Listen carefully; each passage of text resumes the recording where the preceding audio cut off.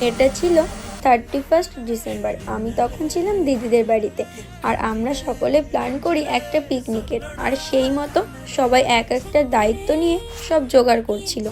দিদির দায়িত্বে ছিল বারবিকিউ, আর আমার দায়িত্বে ছিল মেইন রান্নাগুলো, যেটা আমি নিজেই ধীরে ধীরে করে নিয়েছিলাম। আমি আর দিদি একটু নাচ করে নিলাম। আসলে দুজনে যখন একসাথে থাকতাম ভীষণ মজা করতাম, জানো তো। আর এখন এতটাই মিস করি, কি আর বলবো। যাই হোক, ছাড়ো সেসব। আর এইদিকে দেখো, দিদি আর দাদা মিলে একে একে বারবিকিউটা সুন্দর করে তৈরি করে নিল।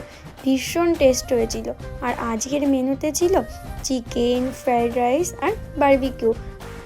চলো আমরা এবার ঠান্ডার মধ্যে সবাই মিলে গল্প করতে করতে খেয়ে নিই। আর তোমরা আমার চ্যানেলটা কিন্তু অবশ্যই সাবস্ক্রাইব করতে থেকো। আর হ্যাঁ, দেখা হচ্ছে নেক্সট ভিডিওয়। আজ তাহলে টাটা, গুড নাইট, সবাই ভালো থেকো।